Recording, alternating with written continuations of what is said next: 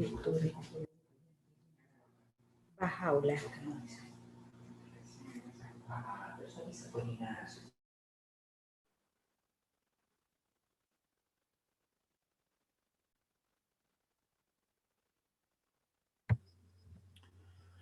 Oh tu Señor compasivo, tú que eres generoso y capaz, somos siervos tuyos al abrigo de tu providencia. Dirige sobre nosotros tu mirada de favor. Da luz a nuestros ojos, percepción a nuestros oídos y comprensión y amor a nuestros corazones. Regocija y alegra nuestras almas mediante tus buenas nuevas. Oh Señor, indícanos el sendero de tu reino y resucítanos a todos con el aliento del Espíritu Santo. Concédenos vida eterna y confiérenos honor infinito. Une al género humano e ilumina al mundo de la humanidad. Que todos podamos seguir tu sendero, anhelar tu complacencia e inquirir los misterios de tu reino.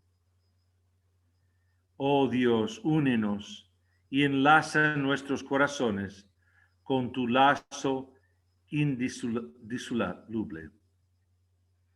Verdaderamente tú eres el que da, tú eres el bondadoso y tú eres el poderoso. Abdul Baha.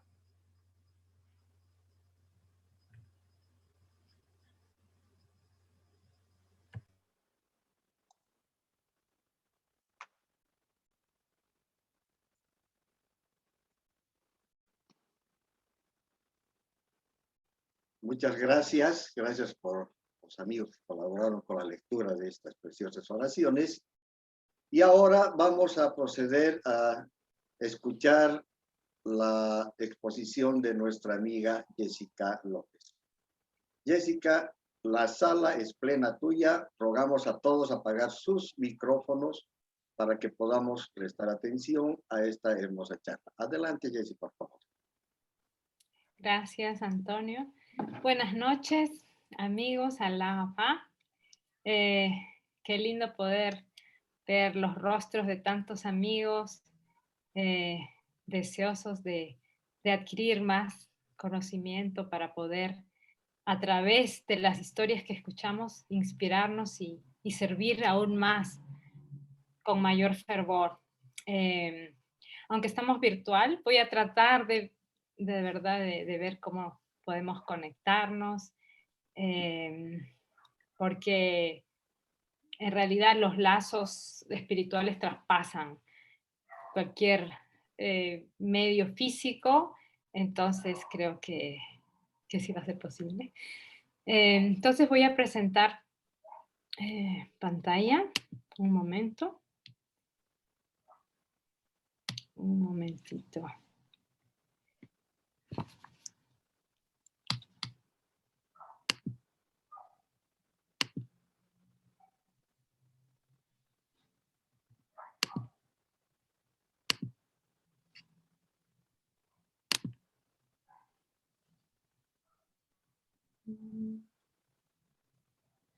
Un momento, un ratito, ahorita voy a compartir.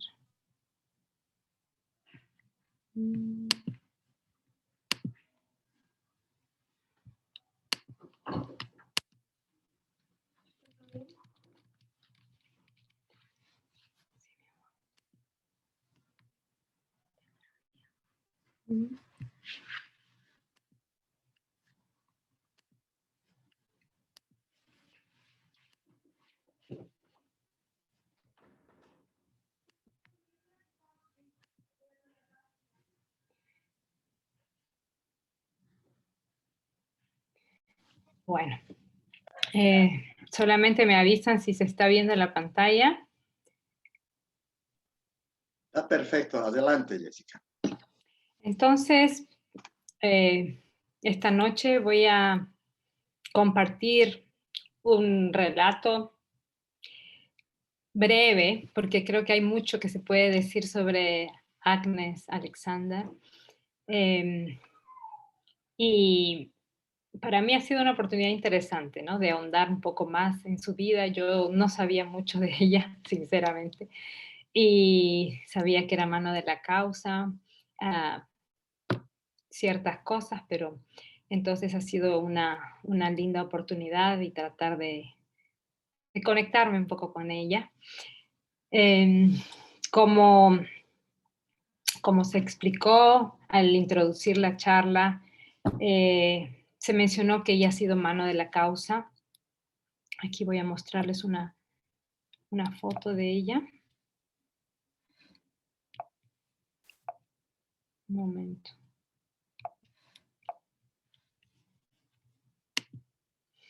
Em, aquí está una foto de ella muy joven y ahí pueden ver su rostro con mucha pureza.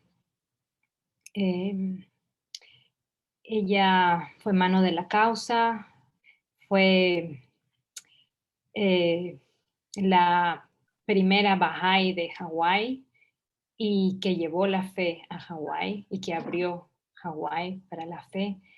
Igualmente en Japón, fue junto con el señor Augur, que llevaron, por muy poco tiempo de diferencia, llegaron a Japón. Y también fue la primera Bahá'í en ir al territorio de Alaska, en ir a Corea. Entonces, realmente sus servicios son muy, muy grandes. Eh, y una de las características notables de o cualidades que que lo comentan mucho era que ella tenía una sumisión muy completa a la voluntad de Dios y ella le llamaba que tenía su guía, que tenía una completa confianza en lo que ella llamaba su guía. Y su guía era que ella estaba convencida de que cuando uno oraba tenía una oración sincera, que las efusiones de guía que iban a resultar de esa oración sincera era realmente lo que Dios quería. Entonces ella muchas veces o sea, tenía mucha conexión con lo divino y realmente ella sentía que tenía que hacer algo a través de la oración y lo hacía. Y luego, después de hacerlo, después de ya tomar acción, recibía muchas veces cartas confirmatorias del maestro o del guardián que le decían que tenía que hacer y ella ya lo había hecho porque realmente ella sentía, estaba muy conectada. Entonces, para ella su guía, obviamente la guía del guardián y del maestro también, pero muchas veces era realmente totalmente alineada su decisión con la guía de sus amados, tanto del maestro como el guardián de la fe. Entonces, ese es muy, muy interesante. Aquí hay otra foto de ella, que es alrededor del año 1900, que ella justo conoció la fe Bahá'í en ese año. Entonces, más o menos así se veía físicamente cuando aceptó la fe. Y como mencioné antes, ella realmente jugó un papel muy importante, o sea, fue la madre espiritual, ¿no? Como la madre espiritual de Japón. Y aquí hay unas palabras del guardián con respecto a ella, que dice, tu nombre permanecerá por siempre asociado con el surgimiento de la fe y su establecimiento en Japón, y el registro de tus incesantes y espléndidos esfuerzos derramará sobre sus anales un brillo que el tiempo nunca podrá opacar. Entonces, hablar de Agnes Alexander es hablar del establecimiento de la fe en Japón también. Esto está citado de un libro que se llama, creo que no está traducido, se llama Japan Will Turn Ablaze, que es en base a unas palabras que dijo Abdul Baha en una tabla, ¿no? Que realmente que los Bahá'ís de Japón son personas muy educadas y necesitan saber de la luz de la verdad, conocer la luz de la verdad y que si lo hacen realmente Japón va a encenderse, ¿no? Entonces, Es un libro que habla sobre la historia de la fe Bahá'í en Japón. Entonces vamos quizás a ver un poquito datos biográficos. Agnes Alexander tenía un legado espiritual muy grande. Descendía de abuelos y de padres misioneros cristianos, ¿no? Que más o menos alrededor de 1820 comenzaron a viajar los norteamericanos para llevar el cristianismo a las islas del reino de Hawái en ese tiempo, que todavía no se habían anexado a Hawái, las islas del archipiélago de Hawái no se habían anexado a Estados Unidos. Entonces los misioneros estaban evangelizando, ¿no? O sea, bueno, eran cristianos en realidad, estaban llevando la fe de Jesucristo. Y esos fueron sus abuelos por ambos lados, tanto por madre como padre. Entonces realmente ella tenía esa herencia, y esos misioneros norteamericanos pasaron muchas dificultades y penurias también, ¿no? Hacían viajes de 180 y tantos días, 160 y tantos días desde Estados Unidos hasta llegar a Hawái. Y aquí observamos la foto del padre de Agnes Alexander, que se llamaba William Jewett Alexander, y su madre, no conseguí la foto, pero se llamaba Abigail Charlotte Baldwin, ¿no? que después fue Alexander.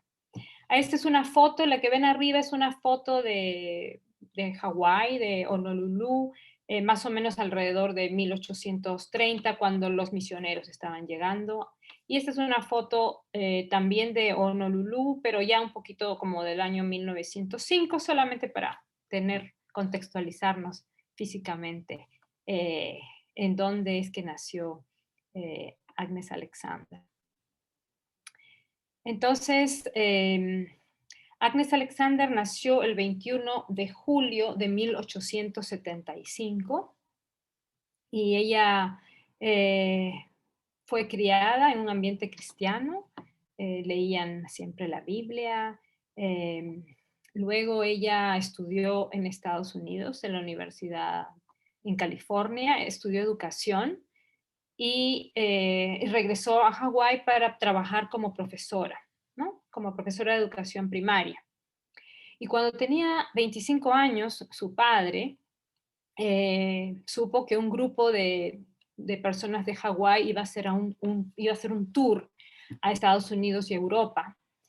Y él tuvo la idea de que ese viaje le podría hacer bien a Agnes, porque ella tenía, la verdad que no encontré datos más exactos, pero ella sufría de alguna enfermedad crónica, estaba crónicamente enferma por ese tiempo, y su padre, en su sabiduría, pensó que le podía hacer bien ese viaje. Y Agnes era muy tímida.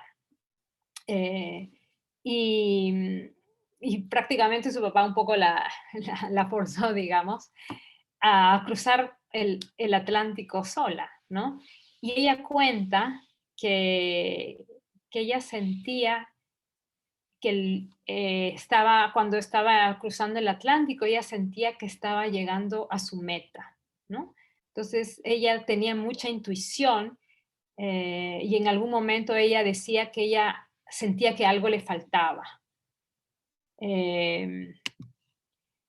Entonces, ella llegó a Italia y ahí fue donde conoció la fe Bahá'í. Y a ella le han preguntado muchas veces cómo conoció la fe Bahá'í. Y hay un relato de ella misma de cómo conoció la fe. Y aquí están palabras de ella misma que dice: la historia de cómo me hice Bahá'í comenzó antes del amanecer de un nuevo día, cuando mis abuelos dejaron sus hogares en los Estados Unidos en 1831 y navegaron hacia las poco conocidas islas de Hawái para llevar las enseñanzas de Jesucristo al pueblo hawaiano. Allí en Honolulu nací de la segunda generación. Sin embargo, fue en la lejana Roma, Italia, donde se me revelaron las buenas nuevas del regreso de Cristo. Y también en otro en otro momento, ella dijo que hasta que uno no ha sido despertado por el soplo del Espíritu Santo, está dormido, pues la única realidad es la del Espíritu. Durante 25 años estuve dormida. Entonces, ella en 1900 llegó a Europa, llegó a visitar a una tía que tenía en Italia. Entonces yo quería compartirles, porque me parece interesante a veces compartir algunos detalles. Voy a leerles un poco sobre cómo ella conoció la fe, porque creo que es muy lindo. Entonces ella relata que en 1900 se le presentó la oportunidad de ir a Europa con amigos y que esto de alguna manera, de una manera misteriosa, fue el medio de llevarla hacia la luz de un nuevo día. Mientras que estaba en Europa, fui guiada hacia Roma, Italia, donde vivían parientes míos. Un día que me encontraba en el comedor de la pensión en Roma, donde estaba quedándome, apareció una señora, la señora Charlotte Dixon, y sus 2 hijas, que estaban regresando de una visita, de visitar al maestro en Acá.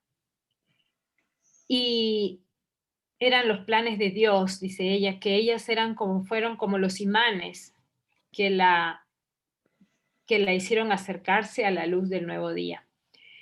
Entonces, ella las vio a lo largo de la mesa, las vio y dice que tenían tal radiancia y felicidad que era muy diferente a cualquier otra radiancia y felicidad que tenían otros. Entonces dice que no podía desprender sus ojos de ellos, ¿no? O sea, de ellas tres, perdón. Entonces, ella realmente era muy tímida, pero venció esa timidez y se acercó a preguntarles, ¿no? Bueno, ella comenta que mientras estaban en la recepción, ella así escuchó la conversación que tenía esta señora Dixon con otra señora y hablándole del mensaje Bahá'í.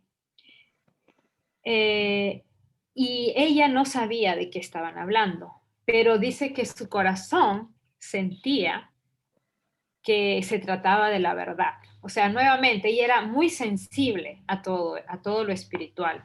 Entonces dice que el siguiente día encontró a la señora Dixon y le pidió, ahí es que venció su timidez, y le pidió por favor que le cuente qué era lo que ella tenía, qué era lo que ella poseía.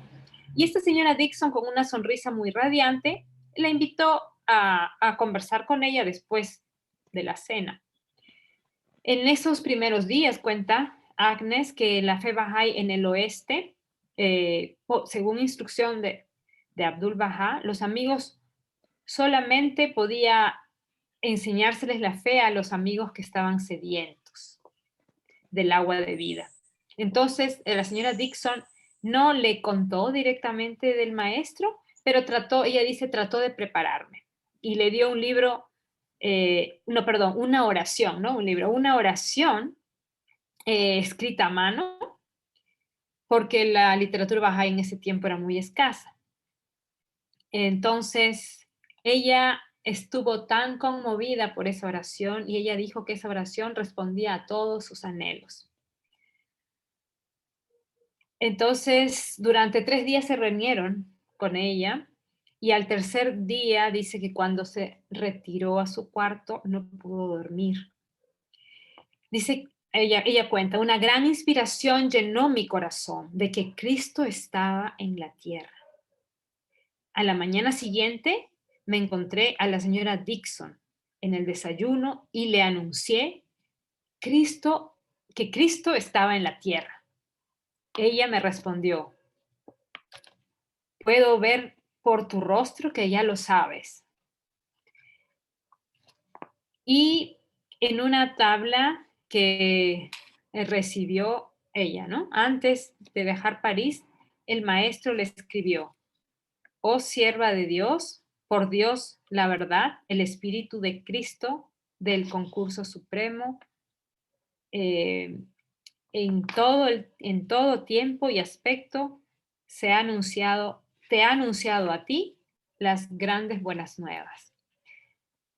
Eso fue en respuesta a la carta que Agnes escribió, porque en ese tiempo tenían que escribir a Abdu'l-Bahá declarando su fe, ¿no? Esa era como se hacía antes, como hacían los primeros bahá'ís.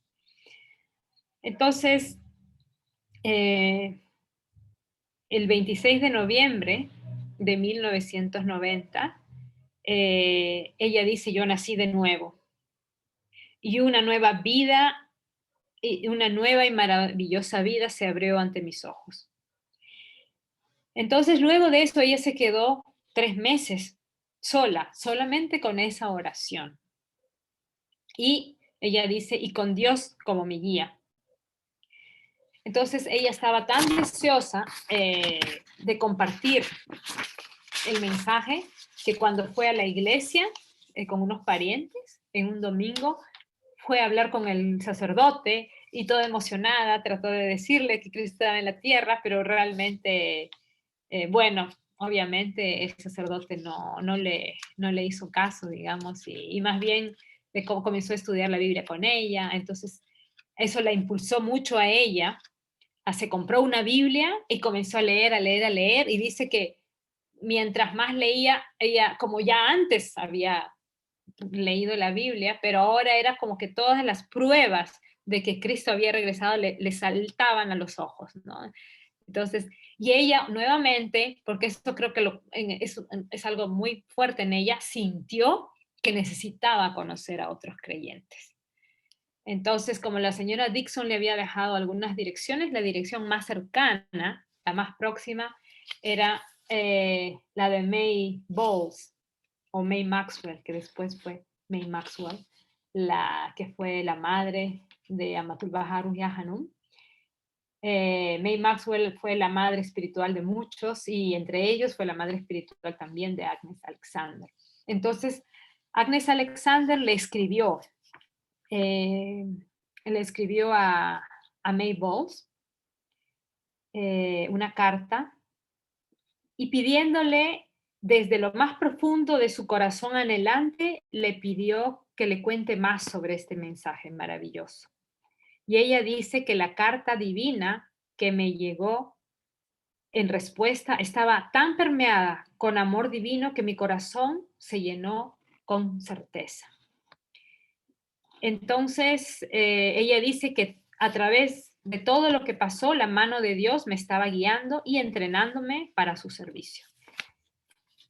Y nuevamente, aquí incluí también una carta, la carta de May Maxwell en respuesta a Agnes Alexander, porque es una carta muy hermosa, por eso quería compartirlo con ustedes.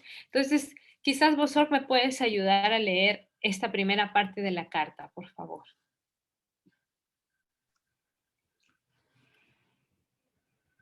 28, creo que es de enero de 1901. Mi apreciada hermana, alabado sea Dios porque ha iluminado tu corazón en estos maravillosos días de la venida de su reino, y porque en su misericordia te ha guiado a la verdad.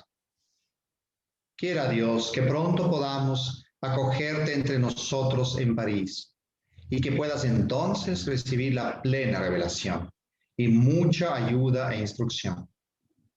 Mientras tanto, te envío los folletos adjuntos, las tablas y las oraciones que por la gracia de Dios iluminarán tu entendimiento y te llenarán del aliento de vida. También adjunto mi fotografía de nuestro gran y glorioso Señor, que me fue dada cuando hice el peregrinaje a Akka, al pie del Monte Carmelo, la nueva Santa Jerusalén. Mi Señor se me apareció en una visión 2 veces, 2 años antes de que escuchara el gran mensaje. Y cuando, por la gran generosidad de Dios y sin tener en cuenta mi indignidad, se me permitió estar entre los primeros americanos que visitaron acá. Contemplé a mi querido Señor, lo conocía por mis visiones.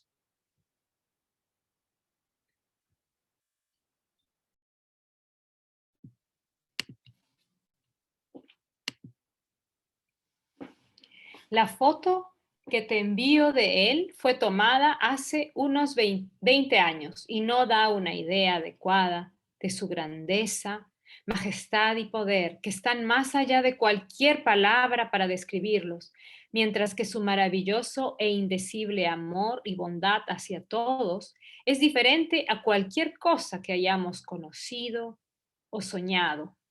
Desde entonces toda mi vida se ha dedicado a su servicio, a la enseñanza y a la difusión de la causa de Dios. Siento por tu hermosa carta que Dios te ha elegido para ser una sierva en su bendita viña y que serás muy bendecida.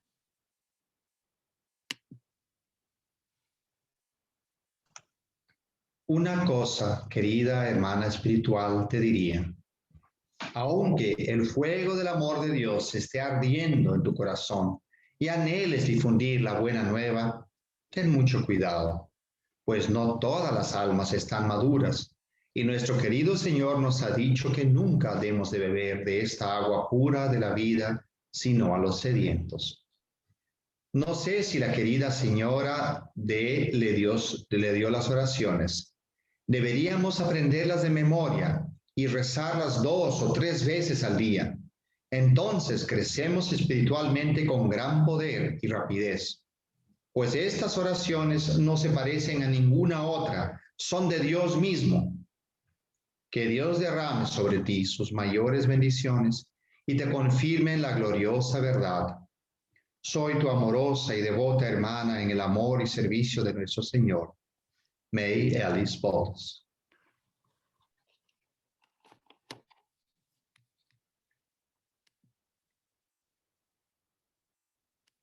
Gracias, doctor.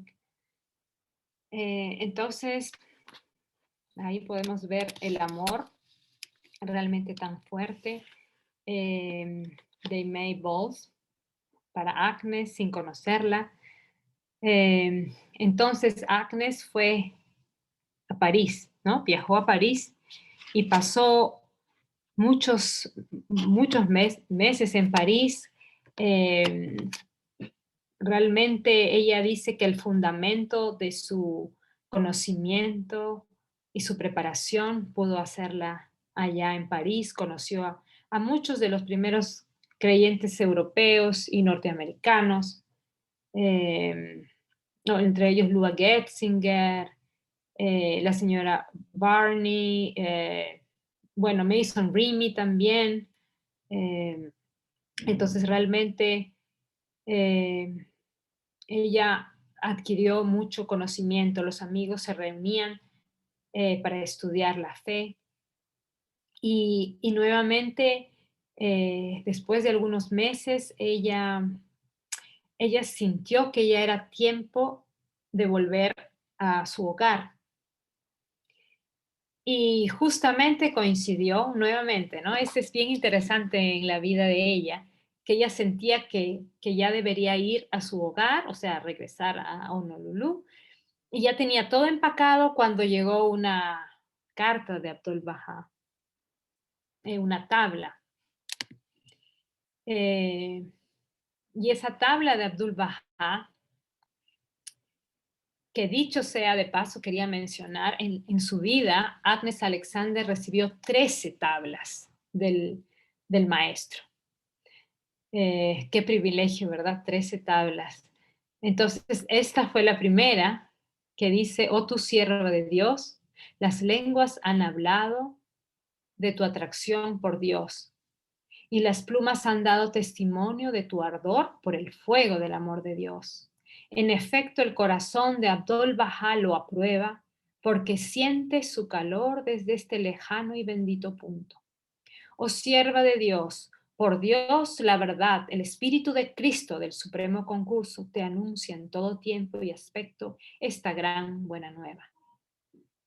Y luego, nuevamente confirmando la decisión de Agnes, Abdu'l-Bahá le dice, sé, por tanto, un pájaro divino, dirígete a tu país natal, despliega las alas de la santidad sobre esos lugares y canta y celebra el nombre de tu Señor para que alegres el concurso supremo y hagas que las almas buscadoras se apresuren hacia ti como las polillas se apresuran hacia la lámpara y así iluminar ese lejano país con la luz de Dios. Entonces Abdu'l-Bahá directamente le dice que viaje a difundir las fragancias divinas a su tierra natal. Y así lo hizo.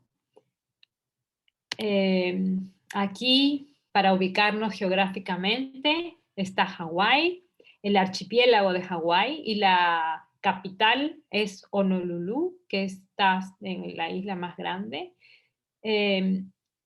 Y también podemos ver que Japón, donde ella viajó, ¿no? O sea, no es tan cerca, pero es mucho, Hawái es mucho más cerca a Japón que otros países, ¿no? Entonces, también esa sabiduría de que ella pueda regresar a Hawái, abrir Hawái y luego ir a Japón. Y acá está una hermosa playa en Hawái. Cuando uno escucha Hawái siempre se imagina el mar, así que ahí tenía que estar. Entonces, Agnes viajó a Hawái, regresó, y se hablaba de que ella estaba como en un culto extraño, como estaba siguiendo un culto extraño, o sea, su familia sí sabía que ella había aceptado otra religión, pero por más que ellos vieron que le traía mucha alegría, ninguno se sintió como impulsado a investigar acerca de la fe Bahá'í. Una de sus hermanas lo que dijo, bueno, si le hace feliz, entonces esa religión debe tener algún mérito. Y su papá lo único que también dijo que él siente que el viaje había sido la salvación de Agnes, pero nuevamente fueron comentarios hasta ahí nomás y ella por muchos años enseñó la fe Bahá'í en secreto un poco en Hawái. No se sentía tan, bueno, yo me imagino un ambiente tan cristiano, toda su familia muy conocida, ¿no? Solamente estoy, digamos, viendo la situación, pero enseñó la fe Bahá'í, ¿no? Y tenemos que el primer hawaiano después de Agnes, o sea, Agnes fue la primera Bahá'í de Hawái, la primera Bahá'í en pisar suelo hawaiano, y después de ella ahí estaba el señor Clarence Hobburn Smith, pero que él conoció la fe en París. Ella le enseñó la fe a este señor Clarence en París. Y luego tenemos la primera Bahá'í en Hawái, fue la señora Elizabeth Mather, que Agnes llegó a Honolulu en 1901 y esta señora Elizabeth Mather ingresó a la fe en 1902, en el año 1902. Ella llegó, solo como dato, el 26 de diciembre de 1901, o sea, llegó a Honolulu nuevamente, y esta señora al año siguiente, al poco tiempo, seguramente ingresó a la fe. En 1909 había ya 11 Bahá'ís en Hawái, y el 6 de enero de 1911 Agnes fue elegida, coordinadora de la Asamblea Bahá'í de Honolulu. Entonces, realmente ella abrió Hawái y viajó también a otras islas del archipiélago de Hawái. Y ya en 1911 tenía la Asamblea Bahá'í de Honolulu, la asamblea local.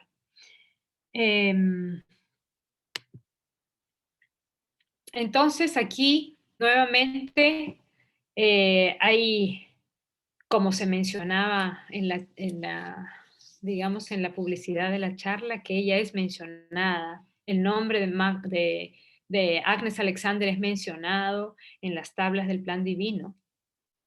Y entonces Abdu'l-Bahá dice, ahora en la isla de Hawái, gracias a los esfuerzos de la señorita Alexander, cierto número de almas ha alcanzado la playa del mar de la fe. Considerad qué felicidad, qué alegría es esto. Declaro por el Señor de las huestes que si esta respetada hija hubiese fundado un imperio, este imperio no hubiese sido tan grande, porque esta soberanía es eterna y esta gloria es sempiterna. Entonces aquí él compara que ella de alguna manera fundó un imperio espiritual, que es mucho más grande. Entonces, Agnes estuvo enseñando la fe en Hawái e incluso en algún momento ella también tenía un restaurante en Honolulu. Y durante esos años que estaba en Hawái, como en Hawái había mucha población de Japón, porque en algún momento emigró para mano de obra, para que trabajen en el archipiélago de Hawái, muchos japoneses llegaron, entonces había mucha población japonesa en Hawái. Entonces ella comenzó a investigar mucho sobre la cultura japonesa, sobre el idioma, estaba muy interesada y de ahí se le ocurrió que, bueno, aquí hay tantos japoneses que quizás es una manera de que yo pueda entrar en contacto con ellos, quizás alguno de ellos se interesa por la fe. Y luego en 1913 sus dos padres fallecieron y su hermana se mudó a Estados Unidos. Entonces ella prácticamente se quedó sola, otra vez sola en Honolulu. Entonces, nuevamente ella sintió que era tiempo de irse y de viajar a otras partes del mundo para seguir enseñando la fe. Entonces, aquí hay también sacado de sus memorias, ella dice, era el año 1913, mi único deseo era servir a su causa. Las palabras de Abdu'l-Bahá resonaban en mis oídos. Y acá cita Abdu'l-Bahá. Tengo una lámpara en mi mano que busca a través de las tierras y los mares para encontrar almas que puedan convertirse en heraldos de la causa. Día y noche estoy ocupado en esta labor. Recé, y luego ella dice, ¿no? Ella, recé para que su lámpara me encontrara. Durante casi 12 años había tenido el privilegio de ayudar a establecer su causa en Hawái. Ahora había llegado el momento en que estaba libre para salir a servir en otras partes de sus tierras. Y nuevamente recibí una tabla del maestro que contenía la primera indicación de que deseaba que viajara a Japón. Y entonces cita en parte a Abdu'l-Bahá. Por lo tanto, si viajas hacia Japón, incuestionablemente descenderán sobre ti las confirmaciones divinas. Entonces, nuevamente vemos que ella era increíble. Ella sentía fuerte algo y era confirmado poco después. Pero antes de viajar a Japón, pasó un mes maravilloso en la casa de May, en ese tiempo ya May Maxwell, en Montreal, en Canadá, en la casa de la familia Maxwell. Y ella comenta que pasó un mes allí. Y otra cosa que también había surgido en ese tiempo era que ella había leído que Abdu'l-Bahá había hecho alabanza al idioma esperanto, ¿no? Porque busca esa unidad. Entonces ella se interesó mucho por el esperanto y comenzó a estudiarlo, ¿no? Entonces realmente ella fue una esperantista muy, muy activa. Y gracias a ello, eso le sirvió inmensamente para para su enseñanza en Japón. Pero bueno, entonces ella, como digo, bueno, esto es Japón. Quise incluir, estos son cerezos, el árbol de cereza, pero en flor, que es una foto tomada en Kioto, en Japón, y es ahí en Kioto donde fue uno de los lugares donde ella vivió también.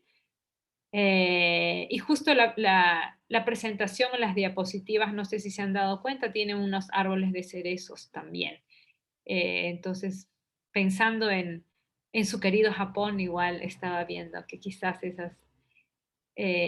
esas diapositivas podrían combinar con esta presentación. Solamente para deleitar un poco los ojos con la belleza de la naturaleza. Y este es otro cerezo en flor. El árbol de cereza en flor es hermosísimo. Entonces, bueno, esa es una de las bellezas de Japón, una de tantas. Entonces, antes de... Uy, quería retroceder. Entonces, ella nuevamente que llegó a Japón, solo quería decir, llegó a Japón el 1 de noviembre de 1914. Y había otro señor que había llegado en junio, George Augur, que llegó en junio de 1914 y ella en noviembre de 1914.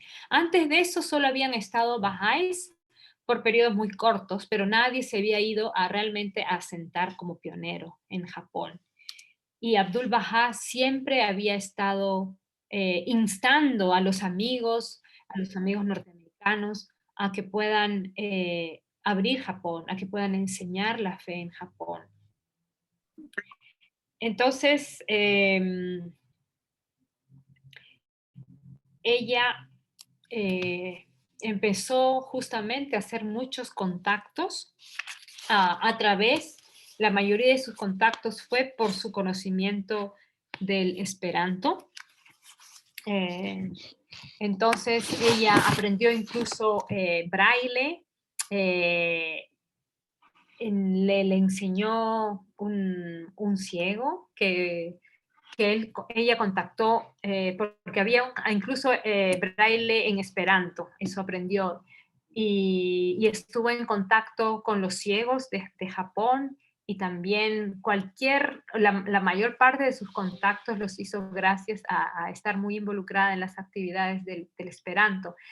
Entonces, algo que se me pasó por la mente, eso es una percepción mía, por favor, no está escrito en ninguna parte, pero yo veo que el Esperanto no ha progresado, por así decirlo, mucho, pero fue el medio que le sirvió para abrir Japón a Agnes Alexander, el Esperanto. Entonces yo no sé si fue creado para eso, pero es interesante solo pensarlo. Entonces, aquí quería mostrar, entonces hay un grupo que estudiaba la fe con Agnes Alexander y con el doctor Augur.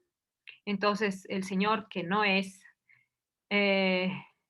japonés es el señor Augur, que está adelante, y atrás ven a Agnes Alexander, que están cogiendo el más grande nombre. Y entonces después tenemos al señor Fukuta, que dice que está arriba a la izquierda, que fue el primero en hacerse Bahá'í en Japón. Esta foto fue tomada en 1916. Entonces ese fue uno de los primeros, mejor dicho, el primero en hacerse Bahá'í en Japón. Porque luego después aquí hay otra foto del señor Kanichi Yamamoto, que fue el primer Bahá'í japonés. Y dice que con cuatro de sus hijos, los tres mayores recibieron nombres persas del mismo Abdul Bahá. Y esta foto fue tomada en Berkeley, California, en 1920. Lo que pasa es que este señor vivía en Hawái, o sea, era japonés, pero vivía en Hawái. Entonces fue el primer Bahá'í japonés, no en Japón, pero fuera de Japón, en aceptar la fe. Y quien le enseñó la fe fue la señora que habíamos mencionado antes, que fue la primera Bahá'í que se convirtió a la fe en Hawái, ¿no? Que fue gracias a Agnes Alexander. Y entonces esta misma Bahá'í se sintió que podía enseñarle la fe porque trabajaban juntos a este señor Yamamoto. Y ella tenía como sus temores de enseñarle mucho porque el inglés del señor no era tan bueno, pero aún así pudo enseñarle la fe y el señor ingresó a la fe. Y él quería escribirle a Abdul Bahá. Y le dice que se pasó escribiendo al Abdul Bahá varias, como no sé cuántas cartas en inglés, pero su inglés era tan malo. Entonces la señora le dijo, escríbale en japonés. Entonces él le escribió en japonés a Abdul Bahá. Y en ese tiempo en Aka nadie hablaba japonés. Entonces Abdul Bahá decían que Abdul Bahá se volvía hacia Dios para que les pueda dar la respuesta. Y entonces Abdul Bahá dice que siempre, porque le escribió más de una vez, muchas veces le escribió en japonés este señor Abdul Bahá, y siempre Abdul Bahá le contestaba sus preguntas. Es solamente como a manera de anécdota, ¿no? Muy, muy interesante. Entonces, bueno, luego también tenemos que Agnes Alexander en 1921 pasó un mes en Corea. Entonces, durante ese mes, aquí también hay, ella comenta al respecto. Entonces, en 1921 Agnes pasó un mes en Corea y era la primera Bahá'í, nuevamente, la primera Bahá'í en enseñar la fe en ese país. Y ella de ese periodo escribe: durante el mes que pasé en Seúl, el poder de Dios ha sido triunfante. Todas las puertas se han abierto. Los japoneses y los coreanos, tanto budistas como cristianos, han escuchado el mensaje Bahá'í y ahora están libres de escoger por sí mismos. No se puede decir que Dios los ha olvidado en este plan grande de Él para este nuevo día. Entonces dice que a través de Agnes, muchos de los jóvenes coreanos se sintieron inspirados a escribirle a Abdul Bahá. Entonces le escribieron sus expresiones sinceras de apreciación por la fe. Y esto se le envió al maestro en septiembre de 1921, cuando ella regresó a Tokio. Y la respuesta a aquellos hijos del cielo llegó en febrero de 1922, luego de 2 meses, ¿no? De que Abdul Bahá había fallecido, más de 2 meses luego de que Abdul Bahá había fallecido. Entonces, luego, en 1924, Agnes, acompañada de Martha Ruth, fueron a China, donde presentaron la fe,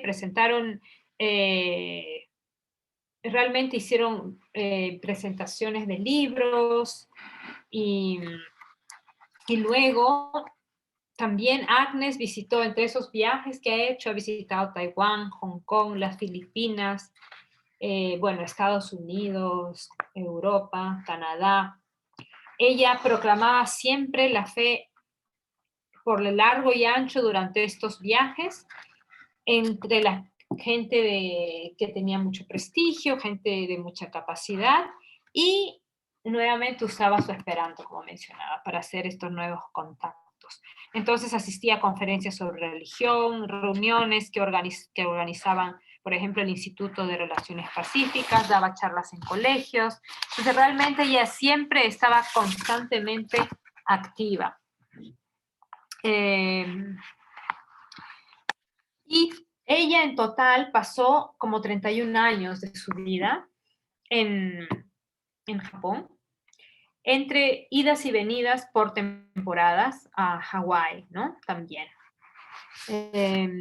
Y en el 10 de enero de 1928 recibió una carta del guardián en que le decía que deseaba escuchar de su determinación de regresar a Japón y continuar con esos esfuerzos y las actividades para la promoción de la causa de Dios.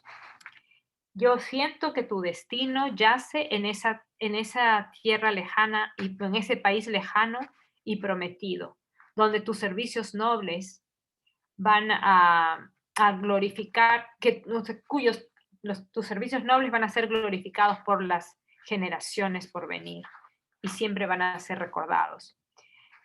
Y entonces le dice que Dios, que el más amado, pueda eliminar cualquier obstáculo de su camino y te permita reasumir tu trabajo activo en aquella tierra.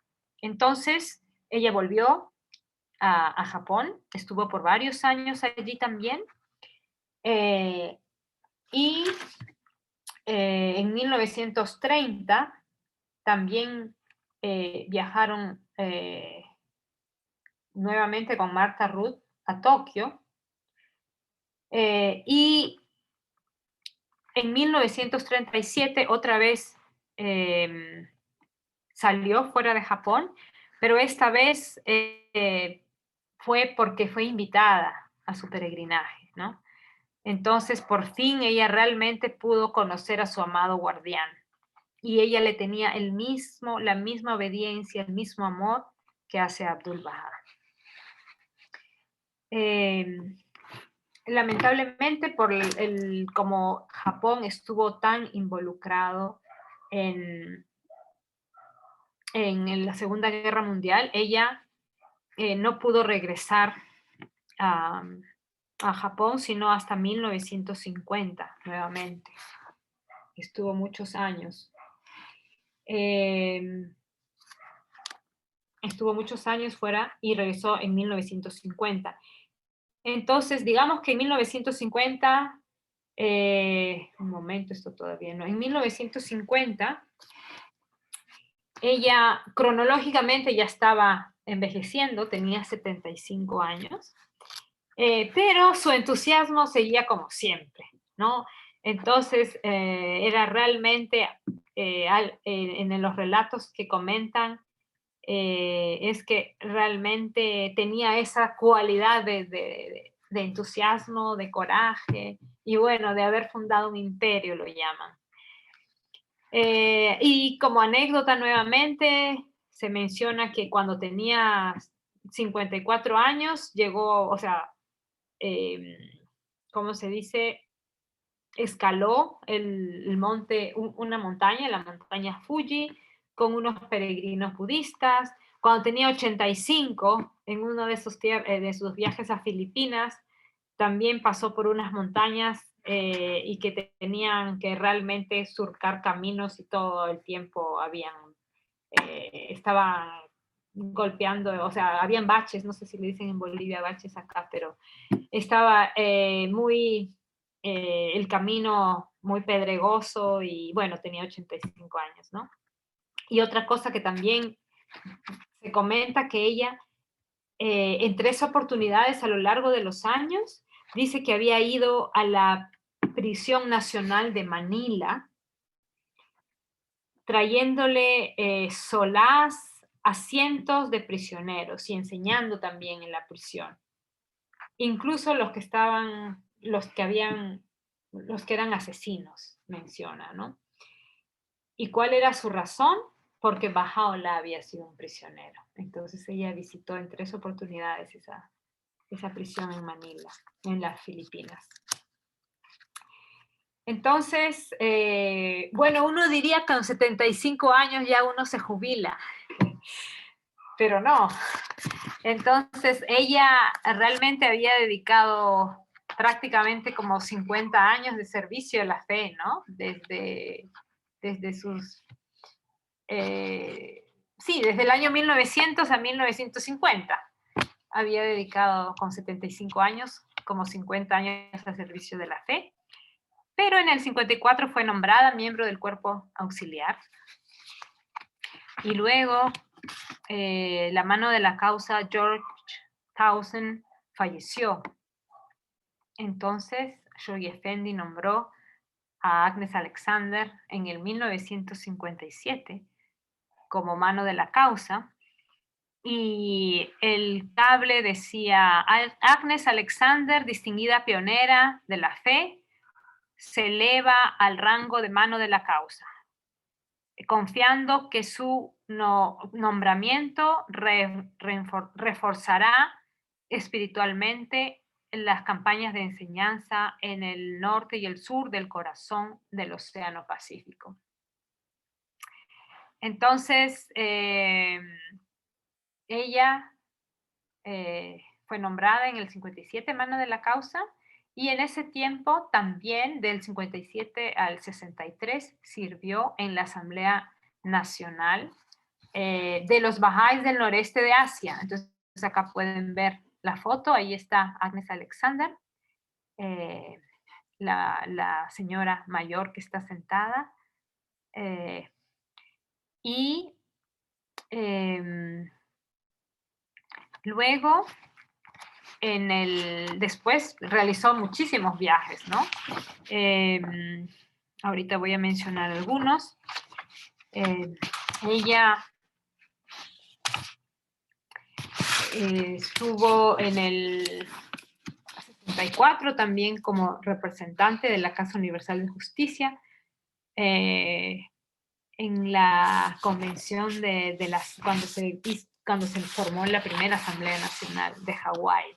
Así que se imaginan qué sentimientos de gratitud y de emoción de poder estar allí en la elección de esa Asamblea Nacional en Hawái, cuando ella había visto muchísimos años antes, había sido la que había empezado con ese proceso de la fe en Hawái.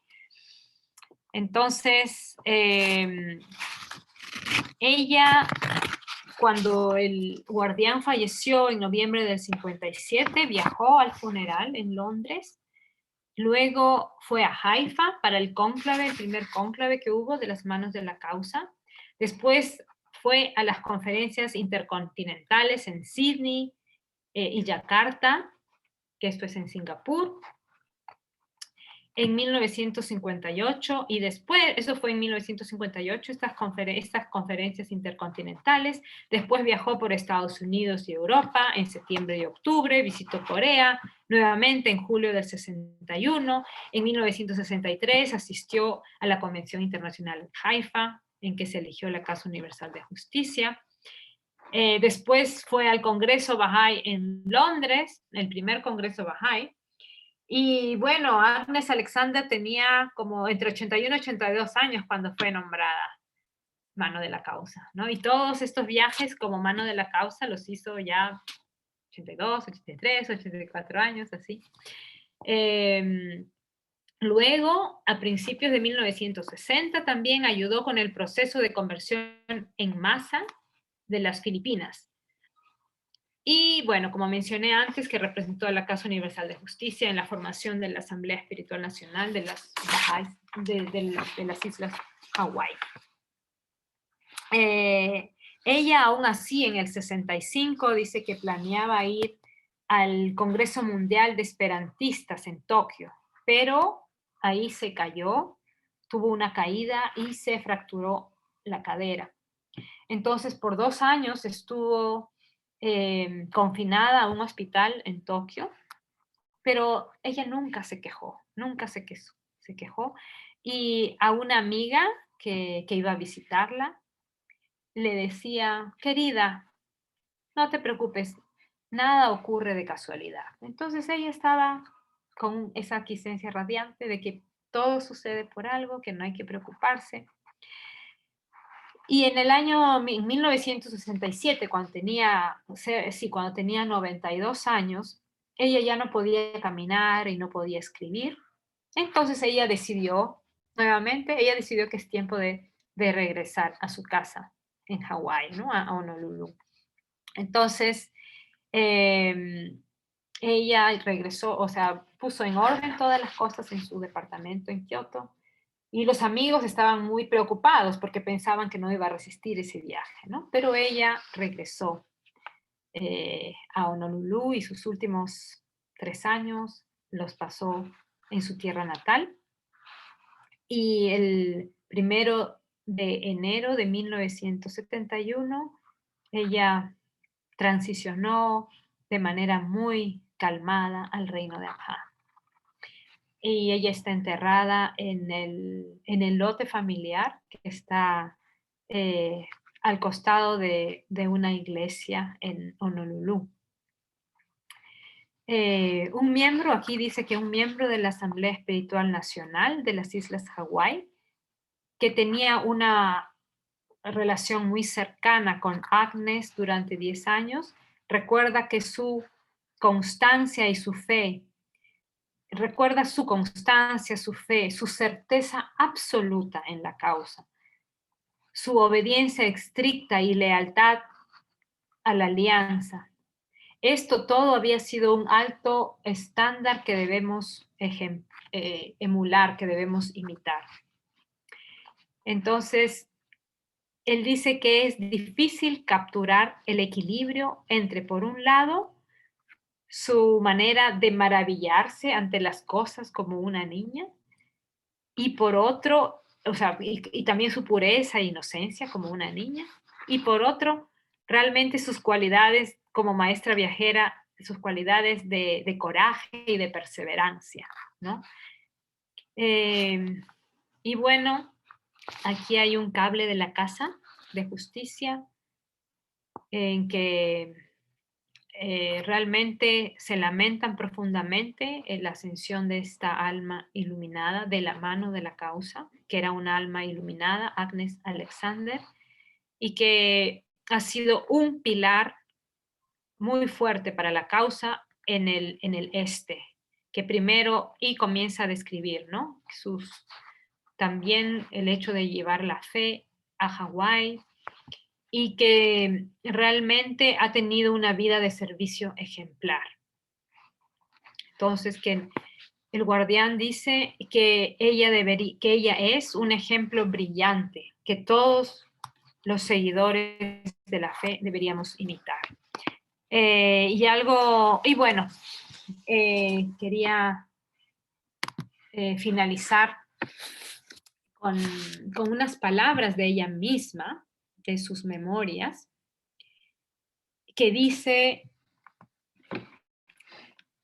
mientras tomo mi pluma para escribir, mis pensamientos se dirigen a ustedes, los trabajadores de su causa que aún no han nacido.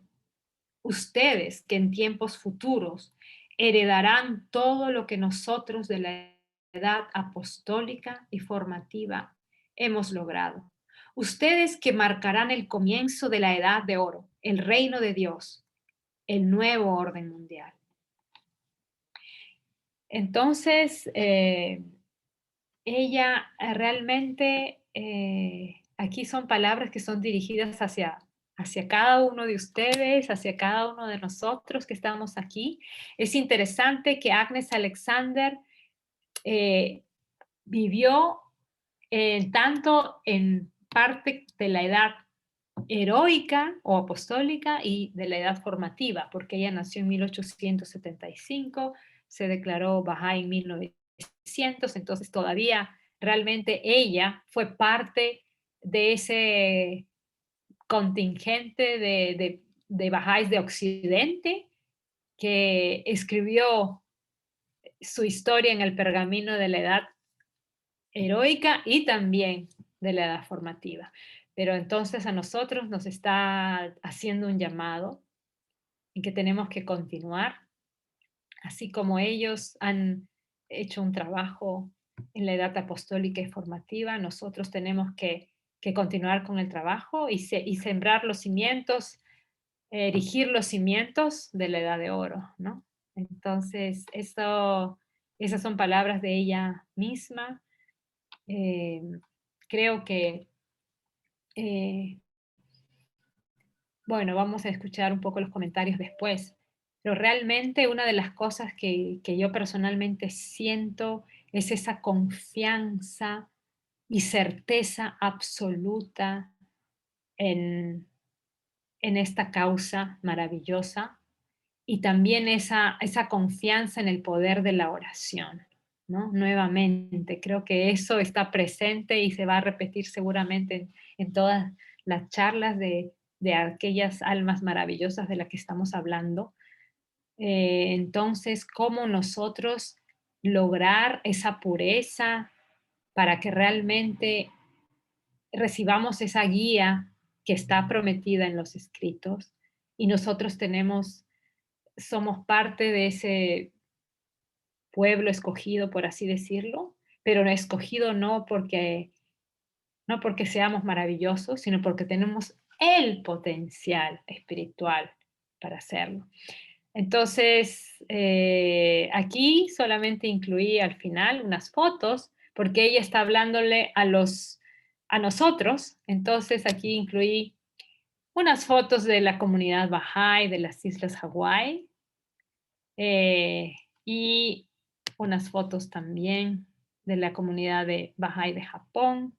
Aunque también estuvo en Corea, ya no incluí fotos de Corea, pero este es el resultado de sus maravillosos esfuerzos por sembrar la semilla de la fe en el lejano oriente, ¿no? Y así cumplir el deseo de Abdu'l-Bahá, que Abdu'l-Bahá tanto le hubiera gustado viajar a esas tierras, pero instó a muchos amigos y ella fue una de las que se levantó antes de que Abdu'l-Bahá revelara las tablas del plan divino. Por eso está mencionada, porque Martha Ruth, Agnes Alexander y algunos se levantaron antes de que Abdu'l-Bahá en 1916 escribiera tablas del plan divino. Entonces, realmente es una vida muy plena y muy prolongada, pero de servicio a la causa. Entonces, ojalá podamos, aunque sea un poquitito de eso, poner y aplicar en nuestras vidas. Gracias, amigos. Eso era un poquito lo que le quería compartir. Hay muchas cosas más sobre su vida, pero bueno, vamos a escuchar qué nos comparte nuestro querido Bozorg. Gracias. Muchas gracias, Jessica. Vamos a abrir los micrófonos para poder brindar un aplauso por esa presentación tan inspiradora, una historia realmente muy conmovedora. Muchas gracias, Jessica. Un aplauso para ti, de todos.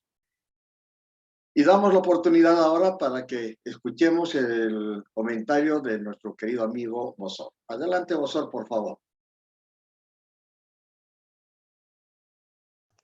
Gracias, Antonia Lapa, amigo. Buenas noches. Muchas gracias.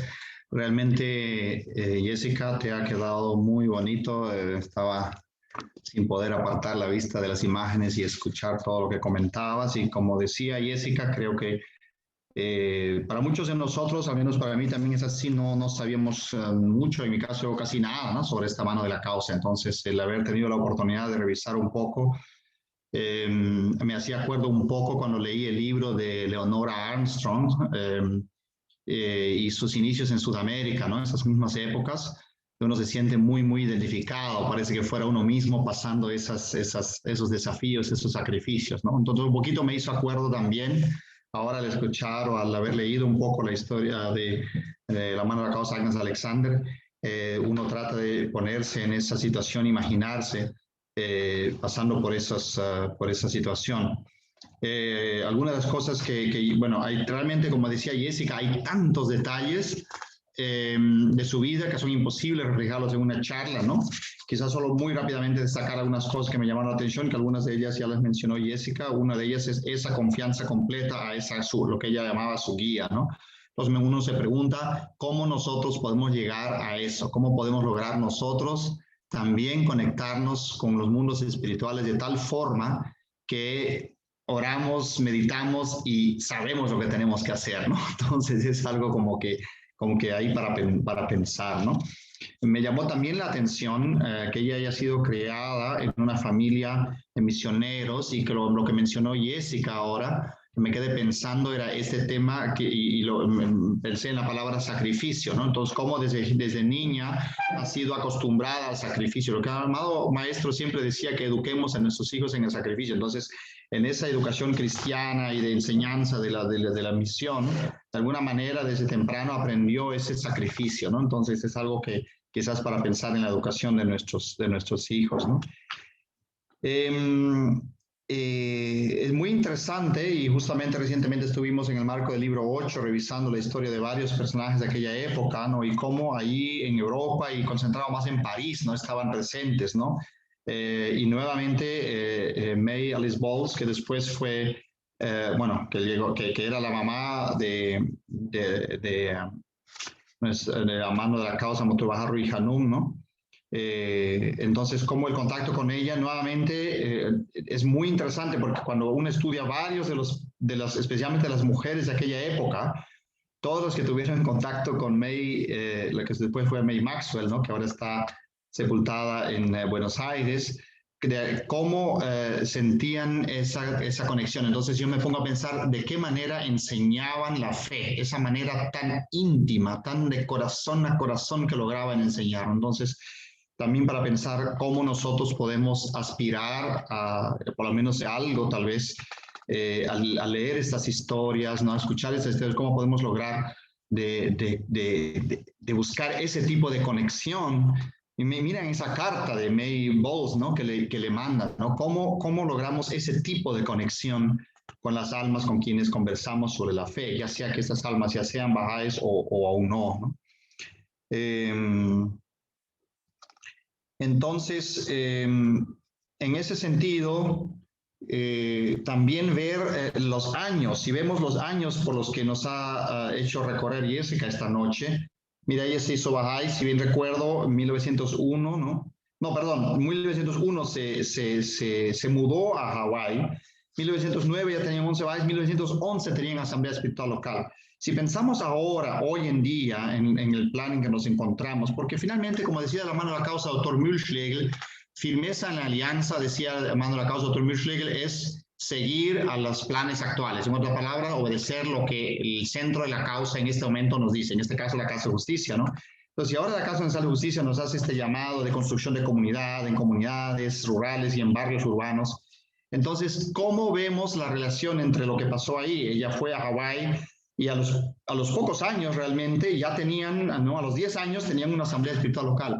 ¿Cómo entonces a nosotros también entendemos que el proceso que estamos siguiendo en los barrios, a veces quizás nos desesperamos y pensamos que es un proceso rápido? Bueno, sí, tenemos que ser ordenados, sistemáticos y avanzar lo más rápido posible, pero también estar consciente que hay un proceso ahí, ¿no?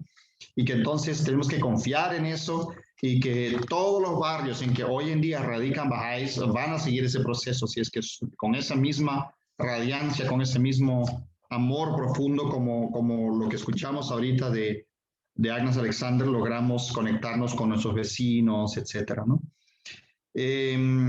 Algo que también me llamó la atención era y que cuando estaba leyendo, ¿no? Era de que en agosto de 1914, cuando ella decide ir a Japón, y esa carta que recibe del amado maestro, el amado maestro, ella iba a hacer, creo, otras cosas, ¿no? Antes, como a manera de llegar a Japón, iba a hacer como otros viajes, ¿no? Entonces, ahí el amado maestro dice, ¿no? Que ella tenía que ir directo a Japón, que era urgente que vaya pronto, como más directo a Japón, pero que le daba la libertad que si ella igual decidía visitarlo al maestro en Tierra Santa, en cambio lo podía hacer, ¿no? Pero no lo hizo, ¿no? Entonces ella comprendió que él debía ir directo y no lo visitó y nunca conoció a Abdul Bahá. Imagínense ese nivel de sacrificio, ¿no? De que no fue ella, no tuvo la oportunidad de visitar Tierra Santa y conocer a Abdul Bahá, no fue directo a Japón y nunca lo conoció en vida, ¿no? Entonces, ¿de cuánta habrá sido su emoción cuando después conoció en persona a Amado Guardián muchos años más tarde, ¿no? En todos estos trayectos, cuando ella está en eso de que por diferentes circunstancias, en un momento había un terrible terremoto en Japón, que ella tuvo que retirarse un tiempo a la China y a otros países, en otro momento por la guerra, ¿no? Cuando años tuvo que retirarse de Japón y volver a Hawái y después otra vez a Japón, cuando alguien le pregunta, ¿no? ¿Por qué? Que no me acuerdo si era en Japón o en Hawái, ¿no? Pero en uno de sus puestos de periodismo principales, creo que fue en Hawái, alguien le pregunta, ¿por qué no vas? ¿Por qué no sales de ahí? ¿Por qué no te vas a taparte? Y ella dice, no, bueno, ella dice, bueno, querida, le contesta, ¿no? Abdullah me dijo que vaya a Hawái o a Japón, no recuerdo, no que me retira de ahí, ¿no? Entonces, A estaba Japón. hasta el último. A Japón, Hablando gracias. de Japón. Ah, gracias. Entonces sí era Japón, ¿no? Entonces Abdullah me dijo que vaya a Japón, no que me retire de Japón, ¿no? Entonces, realmente hasta tan avanzada edad como Jessica nos comentó, se quedó ahí en Japón y recién ya poco, 2, 3 años antes de su fallecimiento, pues regresa a Honolulu, ¿no? No sé si me da, solo para terminar, un par de minutos más. Antonio, ¿me puedes dar acceso a que pueda compartir mi pantalla? Me llamó mucho la atención esas últimas palabras que Jessica proyectó ahí, ¿no? Donde ella dice, donde ella dirige una carta a nosotros, a esas futuras generaciones, ¿no? Es tan increíble, tan emocionante como ella dirige esa carta a nosotros, a los trabajadores de su causa que aún no han nacido, ¿no? A nosotros y a la juventud de ahora y del futuro, ¿no? Entonces eso me hizo acuerdo también del mensaje de Rizwan, ¿no? Y cómo en el mensaje de Rizwan, voy a ponerlo más pequeño, perdón. No sé qué pasó acá. Perdón. No sé qué estoy haciendo. Ven mi pantalla, ¿no? Ah, perfecto. Sí. Entonces, como en el mensaje de Rizwan, aquí voy a poner primero este otro. Se dirige, habla la Casa Nacional de Justicia, mira, cuando habla ella, cuando Agnes Alexander menciona esto de las generaciones que aún no han nacido, los trabajadores de la causa que aún no han nacido, la Casa Nacional de Justicia, ahora en el mensaje de Rizwan, en el párrafo 8, en el párrafo 7, la Casa de Justicia, después de haber hecho todo el repaso de los últimos 25 años, ¿no? Menciona como una de las características más sorprendentes de ese periodo de 25 años ha sido el servicio prestado por los jóvenes. Y hablando de esos trabajadores de la causa, quienes se dirige a Agnes Alexander, bueno, aquí están, ¿no? Que la Casa de Justicia lo menciona como estos jóvenes están ahora en la vanguardia de las labores de la comunidad, en muchas labores, inclusive de mucha responsabilidad, como maestros de la causa, pero inclusive como pioneros, como coordinadores de agrupación, miembros de agencias, etcétera, ¿no? Y que en ese contexto es que la Casa Nacional de Justicia menciona que en reconocimiento a esa madurez, ahora, aunque la edad para ser miembro de una institución baja y seguirá siendo 21 años, pero sin embargo, los creyentes ahora que podrán votar serán desde los 18 años, ¿no? Entonces, realmente es algo que me dejó pensando. Y también entonces, un poco analizar, mucho se mencionó las tablas del plan divino esta noche, ¿no? Entonces, esto es un cuadrito que alguien ya elaboró basado en el mensaje de Rizwan actual, ¿no? Del párrafo 19, donde la Casa Nacional de Justicia menciona que obviamente ya conocíamos toda, ¿no? La edad heroica que mencionó Jessica, la edad formativa, en futuro vendrá la edad dorada, pero que dentro de esa edad formativa hay épocas, ¿no? Primera, segunda, tercera, cuarta. En el 2001 la Casa Nacional de Justicia declaró que estábamos en la quinta época. Y que ahora la Casa Nacional de Justicia nos dijo que también hay otras épocas y etapas dentro de cada época, ¿no? Y que dentro de eso, que también están basados en esas tablas del plan divino, a las cuales respondieron todas estas almas increíbles, especialmente muchas damas, ¿no? De aquella época que respondieron increíblemente a las tablas del plan divino, incluyendo a Agnes Alexander. Entonces, como también de las tablas del plan divino también hay épocas y etapas dentro de cada época. Y menciona que la primera etapa de la primera época era este plan de 7 años, ¿no? A 1937, ¿no? Que ya después que se elige la Casa Nacional de Justicia, el primer plan de 9 años era la primera etapa de la segunda época, y de ahora la Casa Universal de Justicia realmente nos anuncia con tal emoción que ahora dice que con corazones llenos de júbilo, dice en el párrafo 19, anunciamos que ha dado comienzo la tercera época del plan divino del Maestro. Etapa tras etapa y época tras época se desplegará su plan hasta que la luz del reino ilumine cada corazón. Entonces ahora acá, con el plan de un año que acaba de empezar este Resván, pues empezamos algo totalmente nuevo, ¿no? El mensaje de Resván de este año inicia diciendo que se han escrito las últimas palabras de uno de los capítulos más memorables de la historia de la causa, y se abre una nueva página, y el mensaje de Resván, lo cual me hizo notar mi querido cuñado, que creo que está acá presente, Eduardo de Brasil, me hizo notar que el mensaje termina diciendo el plan divino entra en una nueva época y en una nueva etapa se pasa la página. Entonces, ¿cómo realmente pensamos que, y realmente agradecer a los organizadores de estos espacios, ¿no? Cómo el conectarnos con nuestros antepasados espirituales, muchos de ellos, y ahora esta noche con Agnes Alexander, creo que lo que más nos debe inspirar es eso, y mira esa conexión tan directa que ella estableció a través de esa carta dirigida a nosotros, los que no habíamos nacido, ¿no? Cómo entonces ahora pensamos cuál va a ser nuestro rol en este nuevo serie de planes que acabamos de iniciar en este momento y que nos van a llevar hasta el tercer siglo de la era Bahá'í 2044, ¿no? Entonces, eso algunos de los comentarios que me vinieron a la mente y que me siento muy, muy inspirado con todo esto, y gracias a los organizadores y gracias a Jessica, que te salió muy, muy bonito. Muchísimas gracias, Bosor. Una hermosa participación. Y bueno, no queda más que pensar en que después de 3 meses de trabajo continuo que hemos tenido en estas charlas hogareñas, 12 charlas permanentes, donde nos hemos munido de mucha información, mucha ilustración, nos queda un bagaje de conocimientos que nos reflexionan para que podamos continuar adelante, tomando el ejemplo de estas personalidades, de estas heroínas, estos héroes que hemos tenido en la fe, que sin duda han dejado una huella muy profunda en toda la humanidad. Y nosotros somos los seguidores de esa huella. Nosotros somos quienes debemos continuar con ese ejemplo, con esa reflexión que nos han dado estas 12 charlas que hemos tenido, y nos sentimos verdaderamente muy privilegiados.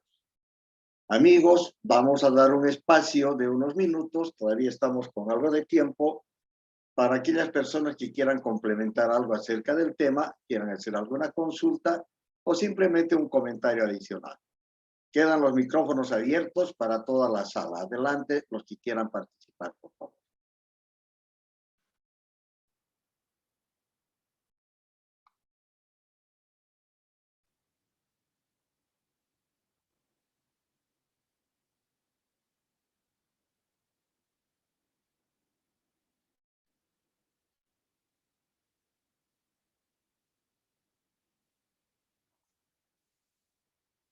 Hemos quedado impresionados con los relatos de Jessica. Creo que estamos sintiendo en nuestros corazones esas vibraciones que nos han dado en la charla de Jessica. A ver si alguien quiere dar alguna opinión.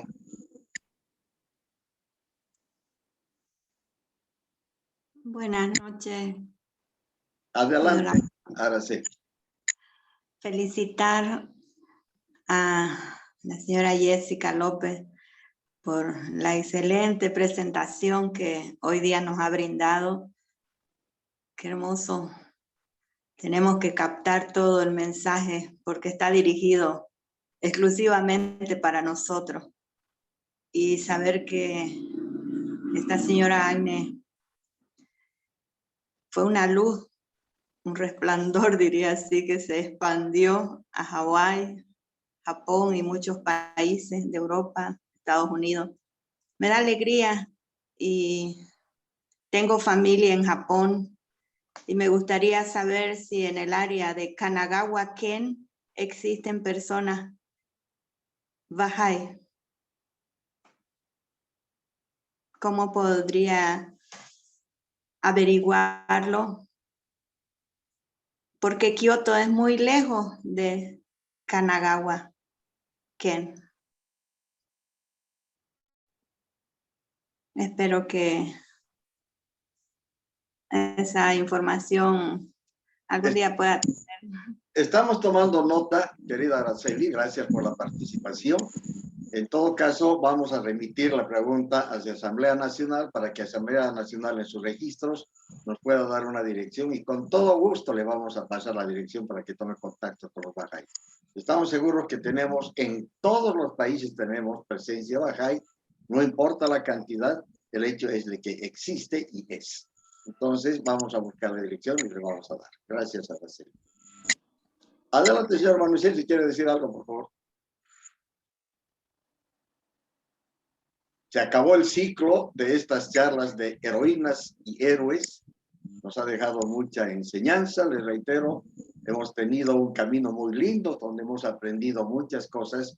Realmente teníamos un tesoro oculto que gracias a esta virtualidad de conexión que nosotros tenemos con amigos de todo el mundo, de diferentes países que están presentes ahora y hemos tenido presencia de otros países también, hemos podido descubrir y destapar este tesoro que lo teníamos guardado para poder conocer la vida de estos héroes y heroínas que han dejado una huella muy profunda en la vida hasta el día de hoy. Nosotros vamos a comenzar el próximo jueves un nuevo ciclo, aprovecho el espacio para comentarles nuevamente, que será destinado para la vida de Abdul Bahá, la alianza mayor, la alianza menor, y todo lo relacionado con el centenario de su ascensión. Entonces esperamos siempre la presencia de todos ustedes. Nunca voy a dejar de cansarme en decir que gracias a ustedes el éxito de estas charlas, que es un medio de aprendizaje también, un medio de reflexión, es por la presencia y la participación de todos y cada uno de ustedes. Dios siempre bendiga sus hogares, Bahá'u'lláh siempre ilumine los quehaceres diarios que tienen todos, sobre todo en esta época tan difícil que se está aproximando, de acuerdo a los comentarios por la pandemia, siempre tengamos la protección desde lo más alto. Un abrazo muy grande, un agradecimiento profundo en nombre del Comité de Enseñanza de Santa Cruz y todo nuestro amor para ustedes y hasta el próximo día jueves que les haremos llegar su respectiva invitación. Un aplauso, por favor, para nuestros expositores y un aplauso para todos ustedes por estar presentes. Gracias a todos.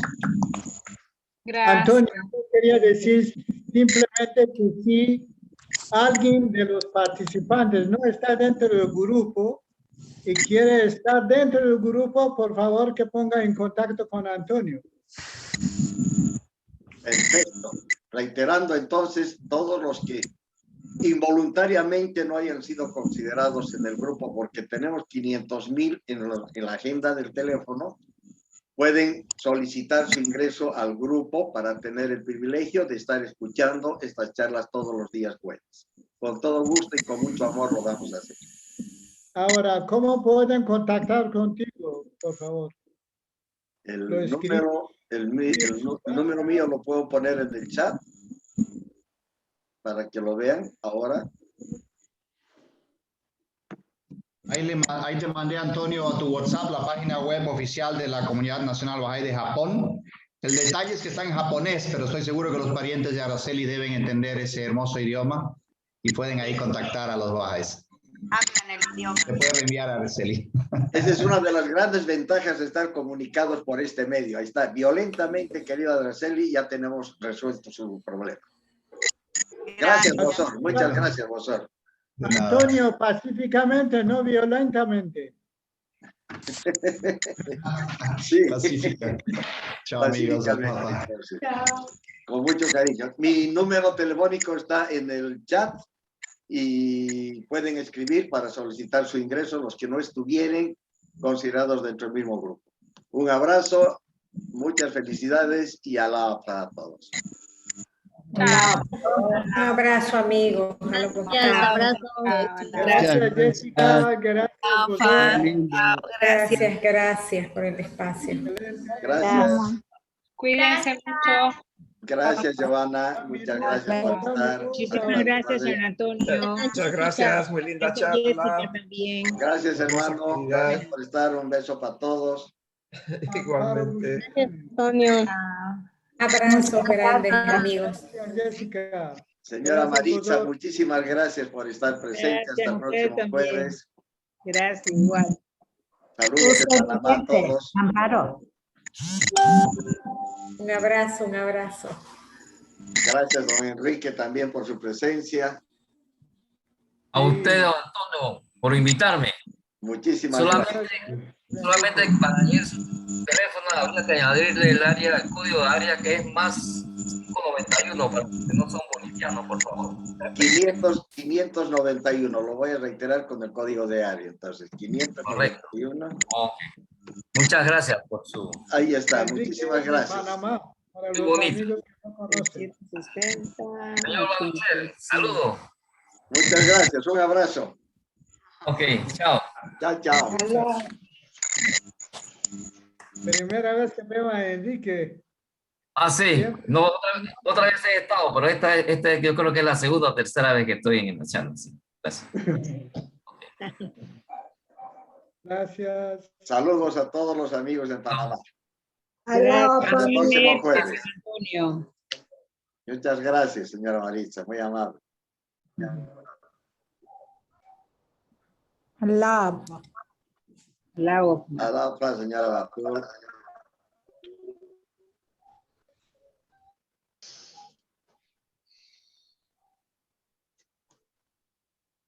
Muchas gracias, señor Godrat, por su presencia.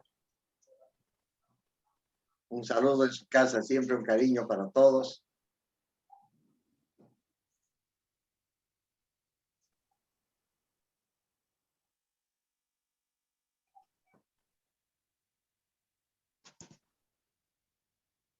Hasta luego a todos. Hasta luego. Muchas gracias, hasta luego. Próximo jueves. Abrazo, amigo.